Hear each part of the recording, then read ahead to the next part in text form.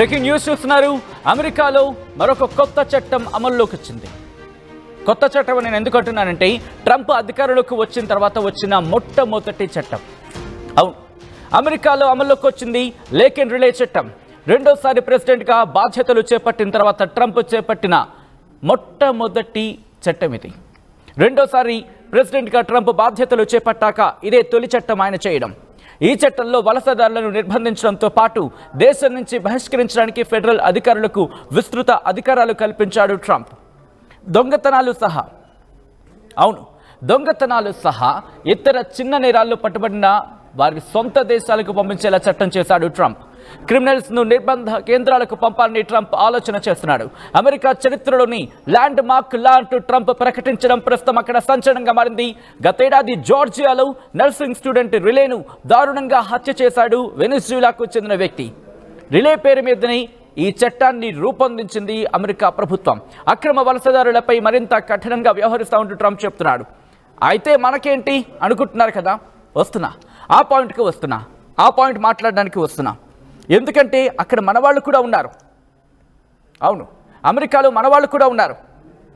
అక్రమ వలసదారుల విషయానికి వచ్చినప్పుడు గతంలో కూడా మనం మాట్లాడుకున్న సందర్భాలు ఉన్నాయి. ప్రస్తుతం ఈ 18,000 మందిని గుర్తించింది అక్కడి ప్రభుత్వం, అమెరికా ప్రభుత్వం. ఈ నేపథ్యంలో ఆ సంఖ్య మరింత ఎక్కువ ఉండొచ్చు అంటూ కూడా చర్చ జోరందుకుంటోంది. ఇటువంటి క్రమంలో ఈ చట్టంలో అనేక అంశాలున్నాయి. ఈ చట్టం ప్రకారం నేరారోపణ రుజువు కావాల్సిన అవసరం లేదు, కన్విక్ట్ కావాల్సిన అవసరం లేదు. కేవలం అక్యూజ్డ్ అయినా సరే వాళ్ళని డీటైన్ చేస్తారు. ఆ తర్వాత వాళ్ళ స్వదేశాలకి పంపించే ఏర్పాట్లు చేస్తారు. ఇక్కడ ఇంట్రెస్టింగ్గా మరొక చర్చ జోరందుకుంటోంది.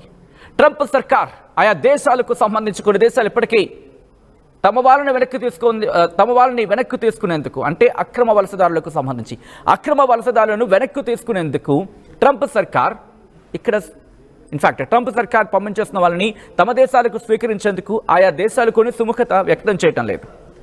ఈ నేపథ్యంలోని వీళ్ళని ఎక్కడికి పంపించాలి? ఇదే అంశానికి సంబంధించి ట్రంప్ సర్కార్ తీవ్రమైన కసరత్తు చేస్తోంది. ఎందుకంటే ఇలాంటి వాళ్ళు దేశంలో ఉండొద్దు. ఈ చట్టం చేయడానికి కూడా కారణం అది. 2024 correct me if I'm wrong, అప్పుడు జరిగిన ఘటన. ఒక వ్యక్తి, వెనిజులాకు సంబంధించిన వ్యక్తి, అక్రమ వలసదారుడు. ఆ వ్యక్తి ఈ నర్సింగ్ విద్యార్థిని హతమార్చాడు. అంతకు ముందే ఆ వ్యక్తి మీద ఒక కేసు ఉంది.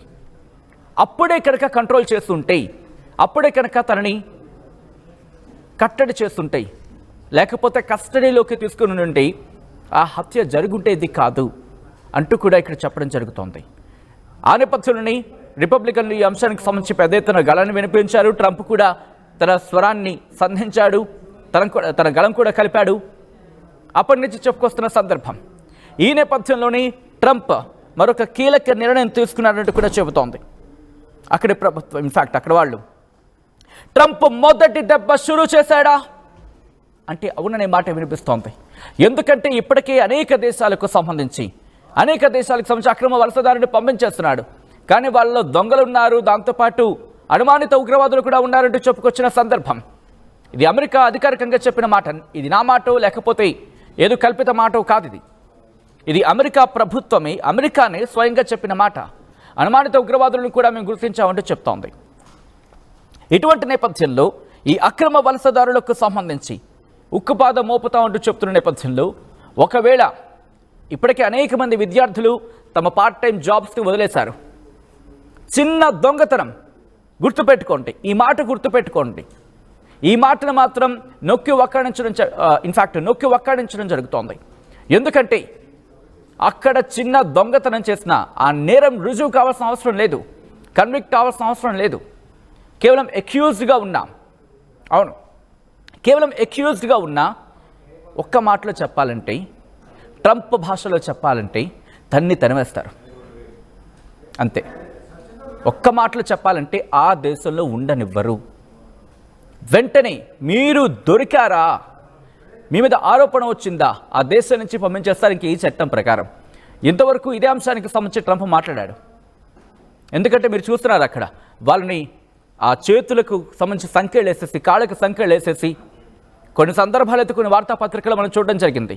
వాళ్ళని డిపోర్ట్ చేస్తున్న సందర్భంలో, అంటే వాళ్ళని అక్కడి నుంచి అమెరికా నుంచి ఆయా దేశాలకు తరలిస్తున్న సందర్భంలో, యుద్ధ విమానాల్లో పంపిస్తున్న సందర్భంలో అక్కడెక్కడ కూడా వాళ్ళకి స్పేస్, తాగడానికి నీళ్లు కూడా లేవట.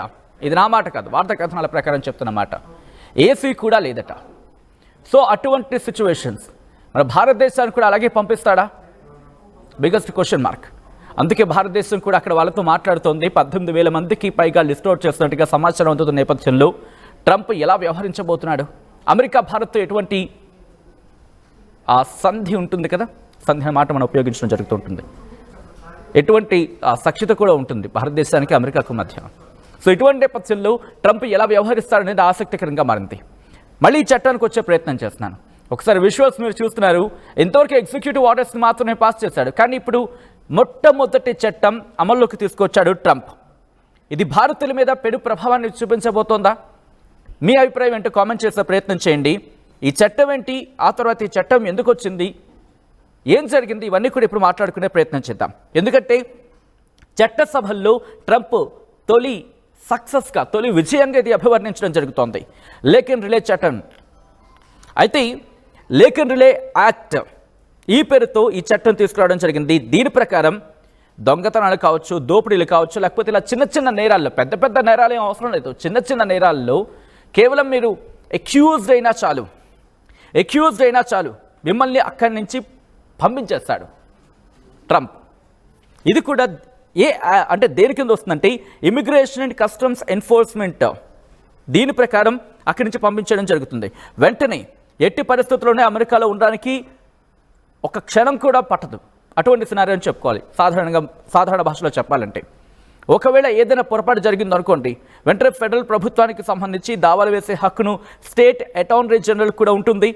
దీంతో ఈ చట్టం కిందటి ఏడాదికి సంబంధించి డిస్కషన్ జరుగుతుంది, రూపకల్పన కూడా జరిగింది. అయితే రిపబ్లికన్ ఈ చట్టానికి మద్దతు ఇచ్చారు, కానీ డెమోక్రటిక్ పార్టీకి సంబంధించి మాత్రం కొంతమంది అభ్యంతరాలు వ్యక్తం చేసిన సందర్భం అంటూ కూడా చర్చ జరిగింది. ఆ తర్వాత జనవరి 3న అమెరికాకు సంబంధించి 119వ పార్లమెంట్ ప్రారంభమైన ఆ సందర్భంలో జనవరి 7వ తారీఖున ఈ బిల్లును ప్రవేశపెట్టారు. హౌస్ ఆఫ్ రిప్రజెంటేటివ్స్ అంటే ప్రతినిధుల సభ అంటూ ఉంటాం కదా సాధారణంగా. అక్కడ 264కు 159 అంత డిఫరెన్స్తో ఆమోదం పొందడం జరిగింది. అయితే రిపబ్లికన్లు మద్దతు తెలిపారు. డెమోక్రాట్లకు సంబంధించి 48 మంది మాత్రమే ఇక్కడ మద్దతు ప్రకటించిన సందర్భం. ఆ తర్వాత అంటే జనవరి 20న సంగతి చూసుకుంటే సవరణ జరిగింది. ఆ సవరణతో ఈ బిల్లుకు సెనేట్ ఆమోదం లభించింది. దీనికి 12 మంది రిపబ్లికన్లు సైతం అప్పుడు సపోర్ట్గా నిలిచారు, అంటే మద్దతుగా నిలిచారు. ఆ తర్వాత ఎట్టకేలకంటే జనవరి 22న అంటే మొన్న హౌస్లో బిల్ పాస్ అయినట్టు ప్రకటించిన సందర్భం. అయితే ఈ లేకిన్ రిలే చట్టం అంటే యాక్ట్ మాట్లాడుతున్నాం కదా, గతేడాది మార్చి 27ని ప్రతినిధుల సభ ఆమోదం పొందింది అంటూ కూడా తెలుస్తోంది. కానీ సెనేట్లో మాత్రం డెమోక్రటిక్ సంబంధించి అక్కడ ఆధిపత్యం ఉంది. దాదాపుగానే ఒక మాట వినిపిస్తూ ఉంటుంది. డెమోక్రటిక్ సభ్యుల అభ్యంతరాలు అక్కడ వ్యక్తం చేశారు. ఆ నేపథ్యంలో ఇది ఆచరణకు వెళ్ళలేదు. ఎగ్జిక్యూషన్కి సంబంధించి మాత్రం వెనుకడుగు పడింది. అయితే ఫిబ్రవరి 22న గతేడాది ఫిబ్రవరి 22న 22 ఏళ్ల నర్సింగ్ స్టూడెంట్ లేకిన్ రిలే దారుణ హత్య గురైంది. ఎవరు చేశారు వస్తున్న ఆ పాయింట్కి. వెనిజులా నుంచి అక్రమ వలసదారుడు జోస్ ఆంటోనియో ఇబర్రా 26 ఏళ్ల వ్యక్తి ఇతగాడు.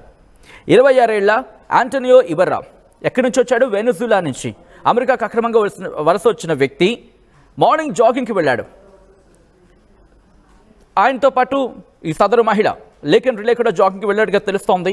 అయితే జాగింగ్కి లేకిన్ రిలే వెళ్ళిన సందర్భంలో అప్పుడు దారుణంగా హత్య చేశాడు ఆమెను. ఈ కేసులో దోషిగా ఆంటోనో ఇబరాను తేల్చింది. అక్కడి న్యాయస్థానం జీవిత ఖైదు కూడా విధించింది. అయితే ఈ వ్యక్తికి సంబంధించి గతంలో ఒక కేసు నమోదైంది. అయితే అరెస్టు మాత్రం జరగలేదు.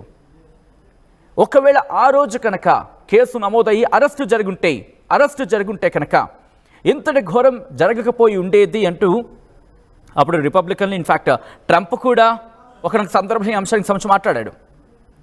అప్పుడే ఈ అంశానికి సంబంధించి తీవ్ర చర్చ అంశంగా మారింది. న్యాయం కోరుతూ విద్యార్థులతో పాటు ఆ కుటుంబం కన్నీరు పెట్టుకుంది, ఆందోళన బాట పట్టింది.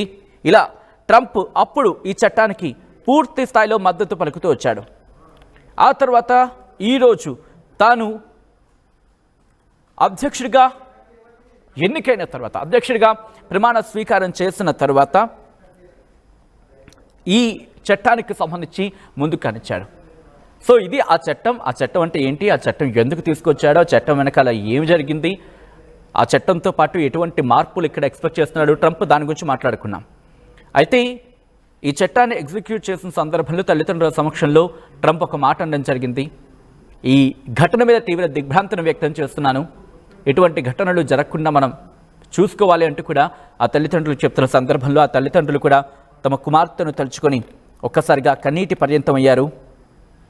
ఎందుకంటే అఫ్కోర్స్ ఎవరికైనా కూతురు లేని బాధ ఉంటుంది, కానీ అత్యంత దారుణంగా అది అక్రమంగా వలస వచ్చిన వ్యక్తి చేతులు హతమైపోవడం ఆ తల్లిదండ్రులు మరింత కలిచివేసింది. అయితే ఇదే ఇక్కడ నాంది పడింది. ట్రంప్ ఒక్కటే అంటున్నాడు, అక్రమ వలసదారులకు సంబంధించి ఉండనిచ్చేదే లేదు, చెయ్యి ఖాళీ చెయ్యి, పెట్టేబడ సర్దుకు నీ ఊరు వెళ్ళిపో అంటున్నాడు ట్రంప్. నువ్వు అక్రమ వలసదారుడు అయితే చెల్ బయలుదేరు, మోటామల్లి సర్దుకు అంటున్నాడు ట్రంప్. పెట్టేబేడ సర్దుకొని పలాయనం చిత్తగించి అంటున్నాడు. లేదా నేనే మీ దేశానికి తరిమేస్తా అంటున్నాడు ట్రంప్. భారత్కు సంబంధించి 18,000 మందిని లిస్ట్ అవుట్ చేస్తున్నట్టుగా తెలుస్తోంది అక్రమ వలసదారులకు సంబంధించి. గతంలో కొన్ని కేసులు మనం చూసాం, దొంగతనాలకు సంబంధించి భారతీయుల విషయంలో కూడా. ఈ నేపథ్యంలోనే ఎవరైనా వెళ్ళాలనుకుంటున్నా, లేకపోతే అక్కడ ఎవరైనా ఉన్నా వాళ్ళ షోలో ఒకసారి వేసే ప్రయత్నం చేయండి. అఫ్కోర్స్ ఇలాంటివి ఎవరు చేయకూడదని కోరుకుందాం, ఇలాంటి వాటిని ఎవరు ఎంకరేజ్ చేయం, అఫ్కోర్స్ అది కన్ఫర్మ్ అది. కానీ ఎవరికైనా మనసులో ఒక చిన్న దురుద్దేశం పుట్టినా అది కన్విక్ట్ కావాల్సిన అవసరం లేదు. గుర్తుపెట్టుకోండి, కన్విక్షన్ అవ్వాల్సిన అవసరం లేదు. మీరు అక్యూజ్ అయితే చాలు, పంపించేస్తాడు. పెట్టే బేడా సర్దేసి మీరు మళ్ళీ మీ దేశాలకు తిరిగి వెళ్ళిపోండి అంటాడు.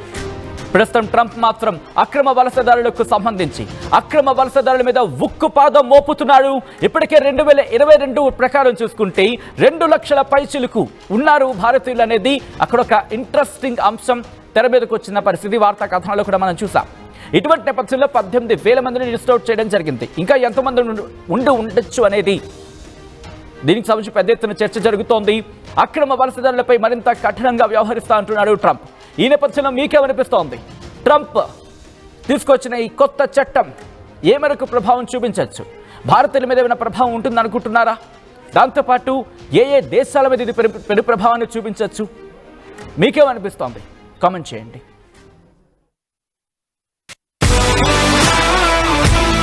Bringing the industry expertise to the classroom. KL deemed to be university.